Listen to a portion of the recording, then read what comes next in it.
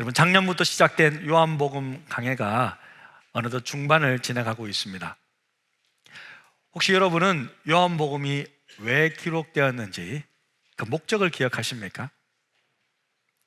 제가 첫 번째 시간에 이런 시간을 가졌는데요, 지금쯤 한 번 더 점검하고 나갔으면 좋겠습니다. 왜냐하면 우리가 무엇을 하든지 목적과 이유가 중요하기 때문입니다. 왜 우리는 요한복음을 배우고 있는 걸까?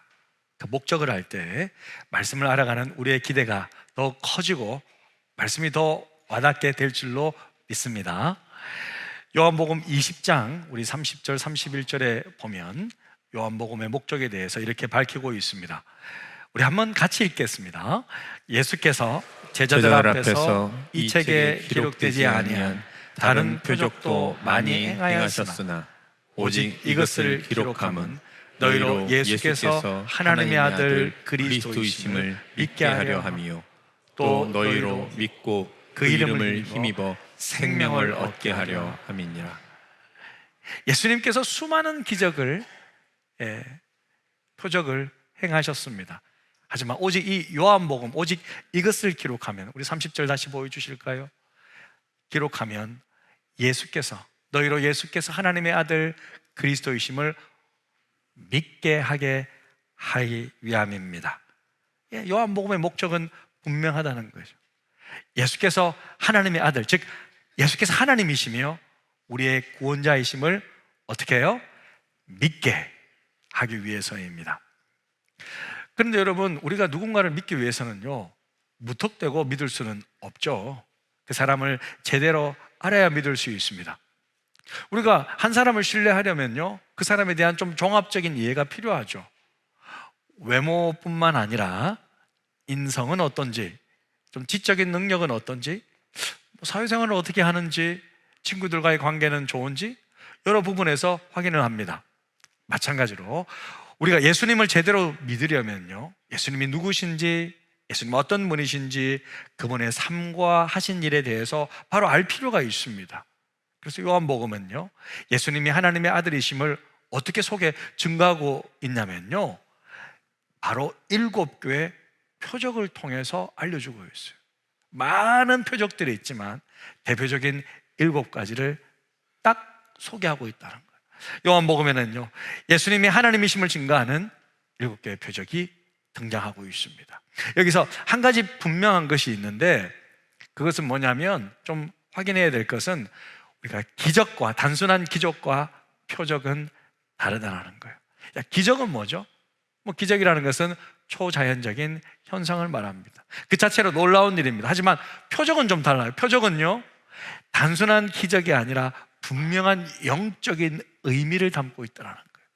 그러니까 표적이란 뭐냐면 그러니까 메시지가 있다는 거예요. 메시지를 가진 기적입니다. 우리가 영어로는 사인이라 그러잖아요. 우리가 이정표, 사인에는 의미가 담겨져 있잖아요. 이쪽으로 나가세요, 그랬듯이. 그래서 이 사인, 표적은 예수님이 누구신지를 드러내는 하나님의 뜻과 목적을 보여주는 사건, 기적을 말하는 거예요. 지금까지 저는 쭉 강해하면서요, 요한복음에 나타난 7가지의 표적을 설명해 드렸어요. 그런데 이것이 첫 번째입니다, 두 번째입니다, 이렇게 이야기는 안 했어요. 오늘 마지막 표적인데요, 요한복음에 나타난 7개의 표적이 다음과 같이 이렇게 나와 있습니다. 제가 이런 걸 보여주면 막 사진을 찍으시더라고요. 그래서 제가 주보에 실어놨어요. 편안하게 보시면 돼요. 그래서 물을 포도주로 처음에 바꾸셨고요, 왕의 신하를 말씀만으로 고치셨어요. 그죠? 가라, 네 신하가 나았느니라. 그러면서 시공간을 초월한 주님의 능력이 나타나고 38년 된 병자를 고치시잖아요. 그리고 5,000명도 먹여주십니다. 무리를 걸으세요. 자연을 다스리시는 놀라운 능력을 보여주시죠. 또 소경된 맹인, 날 때부터, 그죠? 맹인, 소경을 눈뜨게 해주십니다. 그런데 이 기적은 구약 성경에서 소경이 눈을 뜨는 사람은, 뜨게 해주는 사람은 메시아다, 이렇게 예언되어 있었다고 이야기했잖아요. 자, 그리고 오늘 마지막 요한복음 11장에서 죽은 나사로를 살려주십니다. 할렐루야. 자, 주보를 보시면요, 여러분 원하시는 분들 공부하시면 되고, 자, 이렇게 요한복음 11장에서 마지막 7번째 표정으로 인생의 마지막 장애물인 죽음을 극복하도록 예수님이 우리를 어떻게 도우시는지 나타내고 있는데요. 자, 여러분, 자 보세요. 인간의 죽음에 대한 예수님의 해답은 뭘까요? 바로 부활이었습니다. 부활이었어요. 사실 우리 모두는요, 죽음을 두려워합니다. 교회를 다니더라도요, 많은 사람들이 죽으면 끝이라고 생각하면서 무서워해요. 그런데 그 무섭고 두려운 인간의 죽음에 대한 하나님의 처방이 뭐냐?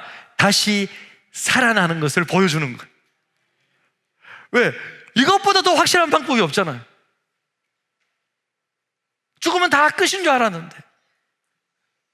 그러니까 죽음 이후에 어떻게 되는지에 대한 두려움이 있잖아요, 우리 모두는. 그런데 이 영역을 해결해 주면 되는 거예요. 그래? 그게 제일 무섭니? 살아나는 것을 보여주신다는 거예요. 예수님은요, 나사렛의 죽음과 부활을 통해서 앞으로 자신의 죽음과 부활을 미리 보여주고 있는 것입니다. 나사렛의 죽음과 부활은 뭐냐? 예수님의 죽음과 부활 사건에 대한 일종의 리허설이라는 거예요. 리허설이라는 거예요. 자, 그렇다면 잠깐 우리 본문으로 한번 들어가 보겠습니다. 예수님께서 이제 요단강 건너편에 있는 베다니에서 예루살렘 근처에 있는 베다니로 이제 딱 오고 계십니다.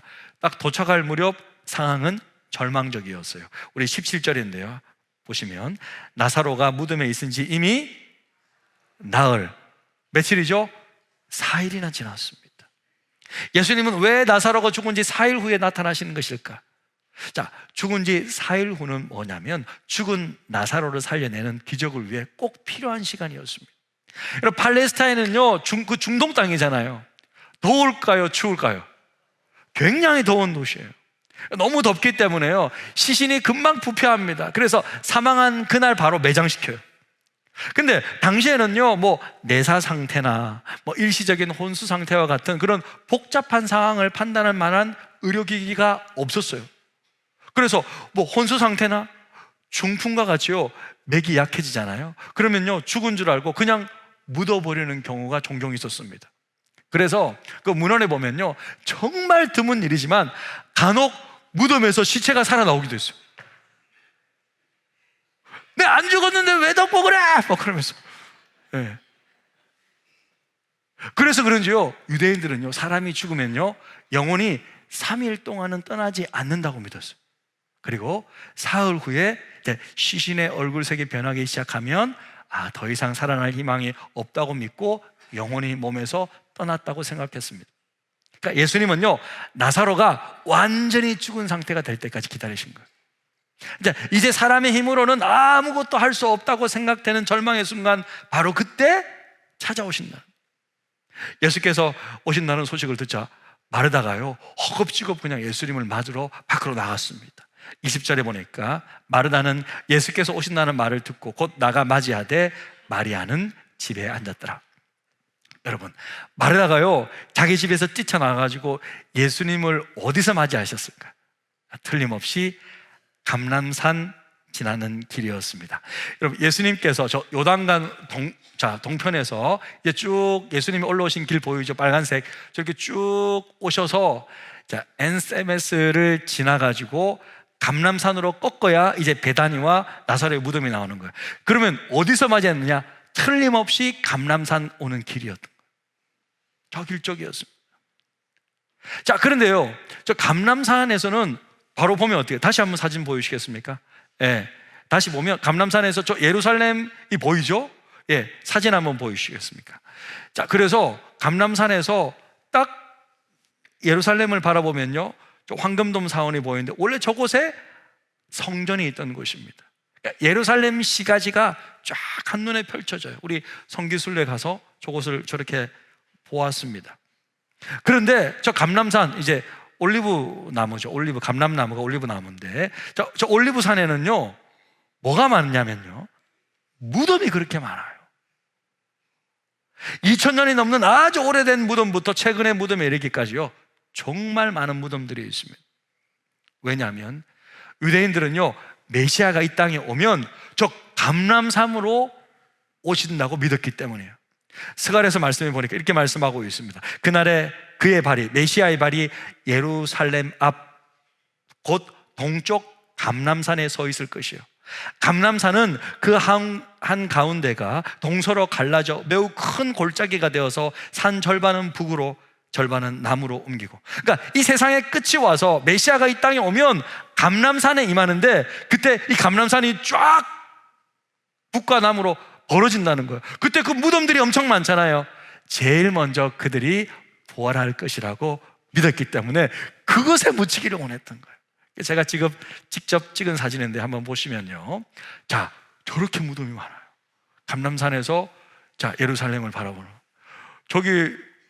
저기서 여러분 시신 묻으려면요, 지금 우리나라 돈으로 한 1억 5천만 원 줘야 저 그 기퉁에 묻힐 수 있어요. 어마어마하게 비싸요. 근데 저게요, 2000년 전부터, 아니 3000년 전부터 저기 무덤이 있어요. 자, 영상 잠깐 한번 보여주시겠습니까? 그 아래 보이는 조금 독특한 풍경, 유대인들이 격식을 갖춰 찾는 거대한 공동묘지가 눈길을 사로잡습니다. 이곳은 대체 무슨 이유로 생겨난 장소일까요? 여기 있는 감람산에 있는 유대인 무덤들인데요. 이렇게 보시다시피 그 유대인들은 이 감람산에 이렇게 무덤을 해놨어요. 이거는 사실 예수님 시대 때부터 여기에 이렇게 무덤을 하는 전승이 있었고요. 자, 바로 저곳이에요. 엄청난 무덤들이 있는 바로 저곳에서 누가 누구랑 대화하죠? 예수님과 마르다가 대화를 하고 있다는 거예요. 마르다가 저곳에서 예수님을 맞이한 거예요. 절묘하죠. 무덤들이 저렇게 많은 곳에서. 자, 대화의 내용을 한번 보시겠습니다. 예수께서 말씀하십니다. 예수께서 이르시되 이 오라비가 다시 살아나리라. 저 무덤이 많은 저곳에서 그렇게 말합니다. 그때 마르다가 이렇게 답하죠. 마르다가 이르되 마지막 날 부활 때에는 다시 살아날 줄을 내가 믿나이다. 자, 이 말씀이 뭐예요? 일반적인 부활에 관한 말씀입니다. 당시 유대인들은 다 그렇게 믿고 있다고 제가 말씀드렸잖아요. 우리도 장례식장에서 뭐잖아, 천국에서 우리 다시 만날 것입니다, 그렇게 위로하지 않습니까? 마르다도 예수님께서 자기를 그렇게 위로한다고 생각했습니다. 저도 알고 있어요. 예수님 마지막 날 뭐 다 부활하잖아요. 이렇게 그냥 일반적인 말을 하고 있는 거예요. 유대인들이 다 그렇게 믿고 있었기 때문입니다. 하지만 그때 예수님은요, 놀라운 말씀을 선포하는데요. 예수께서 이르시되 나는 부활이요 생명이니 나를 믿는 자는 죽어도 살겠고 무릇 살아서 나를 믿는 자는 영원히 죽지 아니하리니 이것을 네가 믿느냐. 딱 풀어요. 그냥 일반적인 부활 말고요, 마지막 날에 부활하는 그거 말고요, 지금 예수님께서 나는 부활이라는 거예요. 예수님 자체가 부활이시고 생명 그 자체이시기 때문에 예수를 믿는 자들은 지금 즉시 죽어도 산다라는 거 선포하는 거예요. 예수를 믿는 자들에게는 죽음이 아니라는 거예요. 죽음이 끝이 아니라 또 다른 영원한 생명의 시작일 뿐이라는 거예요. 사랑하는 성도 여러분, 우리는 죽어도 살 것입니다. 할렐루야. 왜? 예수님이 부활 자체이시고 나는 부활이요 생명이니, 예수님이 부활이시고 생명이시기 때문에 그 예수 그리스도를 믿는 자는 그 생명이 그대로 우리에게 옮겨져 가는 거예요. 예수님 부활했다면 나도 부활할 수 있다는 거예요. 예수 믿는 우리는 영원히 죽지 않는다라는 거예요. 하지만 한 가지 조건이 있어요. 예수님 뭐라 그랬어요? 무릇 살아서 나를 믿는 자는, 그렇게 말씀하셨잖아요. 조건은 뭐냐? 살아있는 동안 믿어야 된다는 거예요. 이것을 네가 믿느냐? 자, 여러분, 이 질문 누가 했죠? 예수님께서 누구에게요? 마르다에게 직접 하신 질문이에요. 그런데요, 저는요, 이 질문을 보면서, 이 말씀을 묵상하면서, 물론 마르다에게 하신 질문이지만 이 질문은 바로 오늘 저와 여러분 모두에게 하시는 주님의 질문이라는 것을 깨닫게 되었어요. 오늘 이 말씀의 강해가 딱 들어오는 순간, 이 본문은 저는 주님이 정해주셨다고 믿거든요. 주님이 이 본문을 딱 선택하시고 저와 여러분에게 지금 묻고 있는 거예요. 이렇게 질문하시는 거예요. 여러분, 나와 주님밖에 없다고 생각해 보십시오. 바로 저곳에 내가 가 있다고 생각해 보십시오. 나에게 이렇게 물으십니다. 이것을 네가 믿느냐? 이것이 뭡니까? 예수 믿는 자는 영원히 죽지 않는다는 이 사실을, 이것을 네가 믿느냐? 사랑하는 성도 여러분, 여러분은 이것을 믿으십니까? 정말 믿으십니까? 예수께서 직접 물어보십니다. 지금 솔직하게 답해 보시길 바랍니다. 여러분, 예수께서 왜 물어보셨을까요? 믿어야만 내 것이 되기 때문입니다. 믿어야만 이 모든 축복이 나에게 이루어질 수 있기 때문입니다. 믿어야만 우리에게도 이 일이 일어나기 때문입니다. 믿고 받아들여야만 영원한 생명을 얻고 부활을 경험할 수 있기 때문입니다. 이것은 여러분 먼저 믿어야지만 받을 수 있는 거예요. 그러니까 사람들은요 끊임없이 뭐라 그래요? 의심하잖아요. 끊임없이 보여주면 믿겠습니다. 한번 보여줘요. 보여주면 믿겠다고 말합니다. 이해되면 내가 믿겠다. 내가 이해되면 믿겠다. 그렇게 말하잖아요. 그래서 주님은 뭐라고 그러십니까? 믿으면 보리라. 이것을 네가 믿느냐? 먼저 물어보셨어요. 사람들은 늘 의심이 많습니다. 교회를 출석해도요 마음 한켠에는요 좀 의심이 있는 거예요. 그게 다 믿어서 되겠나? 그런 의심이 있다는 거예요. 그런데요 여러분, 성경 당시에도 똑같았어요. 예수님을 3년 동안 따라다녔지만 한켠에는 그 수많은 기적들을 보았지만 제자들 한켠에는 의심이 있었어요. 요한복음 14장 8절에 보면요 빌립이 이렇게 질문합니다. 빌립이 이르되 주여 아버지를 우리에게 보여주십시오. 그러면 족하겠어요. 그러면 내가 더 확실히 믿겠습니다. 이렇게 말하고 있어요. 이 제자들도요 예수님 의심하면서 아버지 하나님을 직접 보여달래. 와, 사랑하는 성도 여러분, 우리가 이 땅에서 하나님을 볼 수 있습니까? 여러분도 하나님을 눈으로 봐야지만 믿을 수 있습니까? 사실 여러분, 우리 인간의 눈으로는요 하나님을 이 땅에서 찾아볼 수가 없는 거예요. 왜냐? 하나님은 이 세상을 창조하신 창조주이시잖아요. 그러니까 이 세상을 만드셨잖아요. 그러니까 이 세상 밖에 계신 분이세요. 그러니까 창조주 하나님을요 이 땅에서 찾아본다는 것 자체가 모순이에요. 여러분, 이것은 뭐냐면요 마치 그림 속에서 그 그림을 그린 화가를 찾는 것과 같은 거예요. 그림 안에 그림을 그린 화가가 있습니까? 없잖아요. 그림 밖에 존재하잖아요. 우리가 지난주에요 선교 영상을 보았잖아요. 와, 제가 그 선교 영상을 보고 은혜 받았거든요. 영상을 보니까요 선교 대원들이 다 담겨져 있는 거예요. 근데 딱 한 명만 없어요. 누가 없을까요? 그 영상을 찍은 김찬영 간사님은 없는 거예요. 왜? 간사님은요 영상을 늘 찍고 있었기 때문에 화면 속에서는 찾을 수가 없는 거예요. 그런데 영상 속에서 간사님이 없다고, 아유 간사님 왜 선교 안 가셨어요? 다 가셨는데. 그렇게 말할 수 없잖아요. 간사님은 늘 따라다니는데요, 항상 붙어 있었는데요, 늘 계셨거든요. 오히려 저는 영상을 보면서요 간사님이 선교지의 모든 사역을 다 담아내기 위해 애쓰셨구나, 이 밤새 이렇게 편집하셔서 한 명 한 명 다 담아내려고 노력하셨구나, 저는 그것을 알 수 있었거든요. 완전 작품을 만드셨어요. 많은 사람들이요 이렇게 말합니다. 이 세상에서 내가 하나님을 내가 어떻게 눈으로 볼 수도 없는데 믿어. 하나님을 볼 수 없기 때문에 하나님이 없다고 말합니다. 그것은 마치 그림 속에 화가가 보이지 않는다고, 화가가 없다고 말하는 것과 같습니다. 여러분, 사람들이요 도무지 하나님을 믿지 않자 전능하신 하나님께서 한 가지 놀라운 일을 계획하고 실행하셨는데, 그것은 바로 하나님 자신이 그가 만든 이 피조 세계 안에 직접 들어오기로 결정하신 거예요. 마치 화가가 그림을 그린 다음에 그 그림 속으로 자기가 직접 들어간 것과 마찬가지예요. 그 놀라운 일이 2025년 전에 일어났는데, 이 땅에 사람으로 성육신하신 바로 예수님이십니다. 사랑하는 성도 여러분, 예수님은요 사람으로 오신 하나님이십니다. 할렐루야. 그래서 여러분, 예수님을 보면 하나님을 알 수 있는 거예요. 그러니까 하나님을 보여달라고 말하는 빌립에게 예수님께서 이렇게 답하십니다. 예수께서 이르시되 빌립아, 내가 이렇게 오래 너희와 함께 있을 때 네가 나를 알지 못하느냐? 나를 본 자는 아버지를 본 거잖아.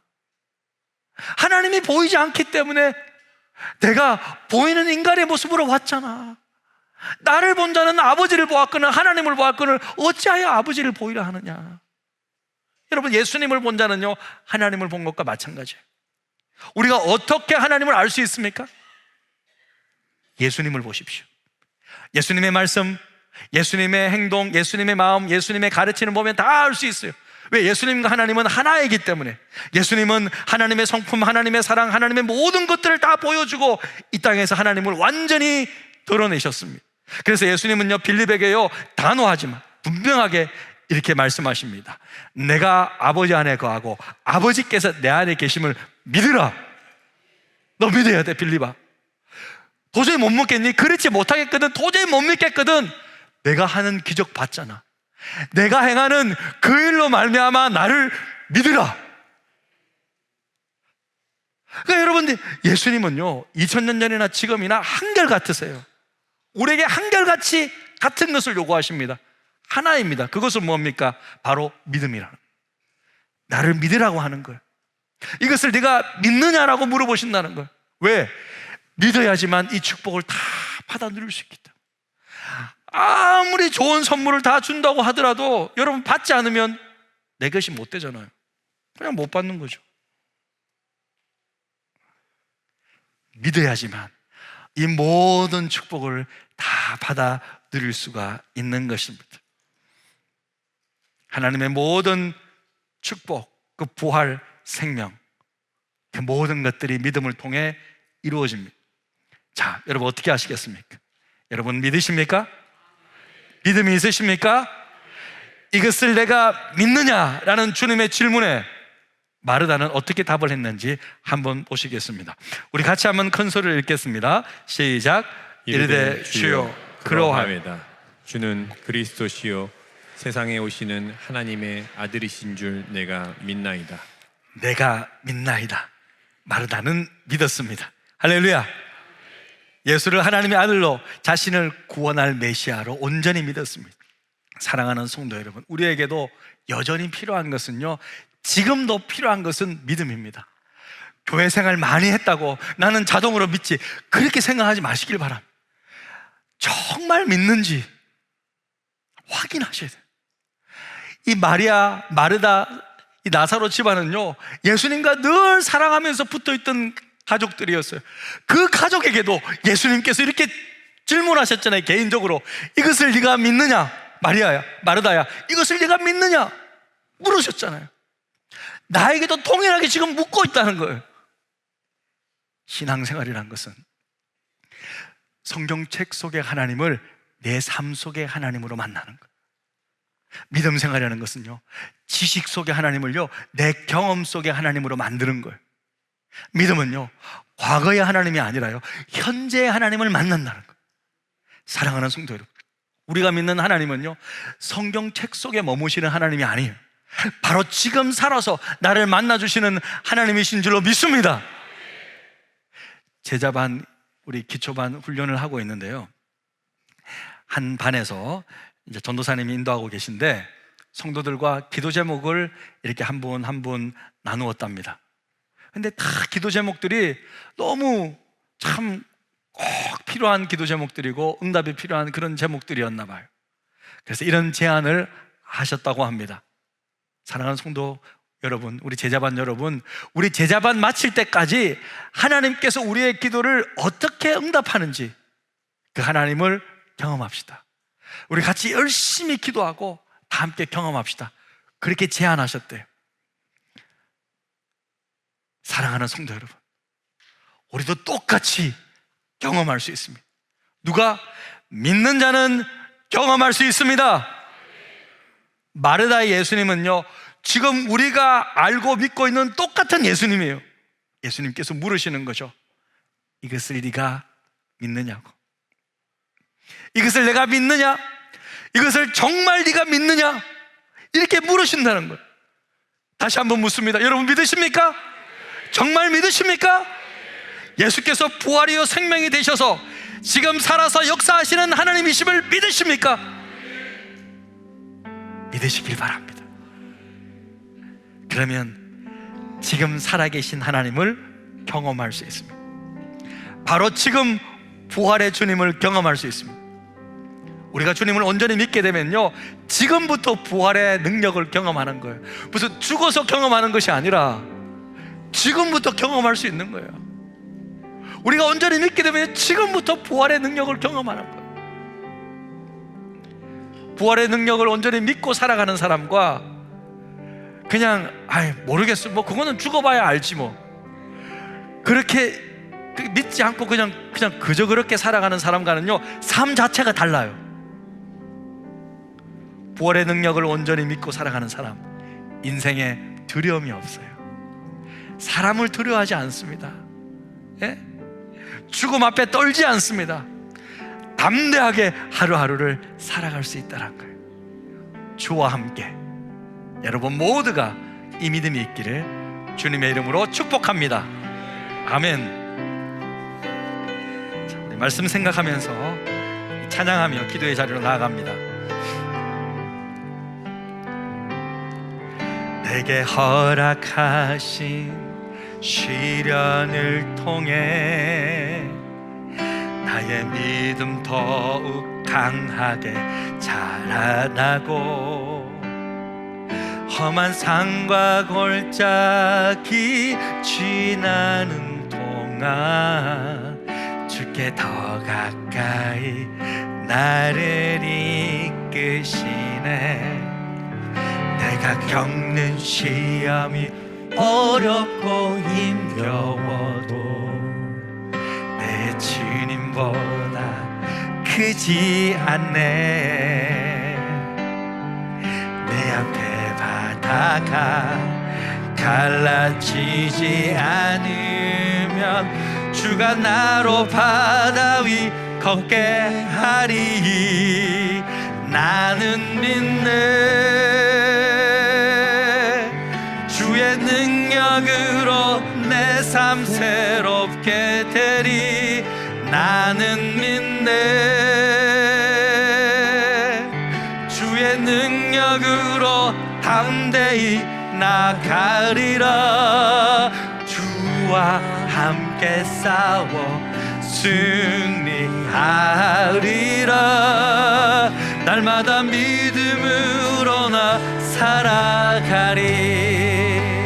그렇습니다. 내게 허락하신 그 시련을 통해, 내게 허락하신 시련을 통해 나의 믿음 더 강하게 자라나고 험한 산과 골짜기 지나는 동안 주께 더 가까이 나를 이끄시네. 내가 겪는 시험이 어렵고 힘겨워도 내 주님보다 크지 않네. 내 앞에 바다가 갈라지지 않으면 주가 나로 바다 위 걷게 하리. 나는 믿네. 주의 능력으로 내 삶 새롭게 되리. 나는 믿네. 주의 능력으로 담대히 나가리라. 주와 함께 싸워 승리하리라. 날마다 믿음으로 나 살아. 나는 믿네. 나는 믿네. 주의 능력으로 내 삶 새롭게 되리. 나는 믿네. 주의 능력으로 담대히 나가리라. 주와 함께 싸워 승리하리. 살아가리라. 날마다 믿음으로 나 살아가리. 나는 믿네. 주의 능력으로 내 삶 새롭게 되리. 나는 믿네. 주의 능력으로 담대히 나가리라. 주와 함께 싸워 승리하리라. 날마다 믿음으로 나 살아가리.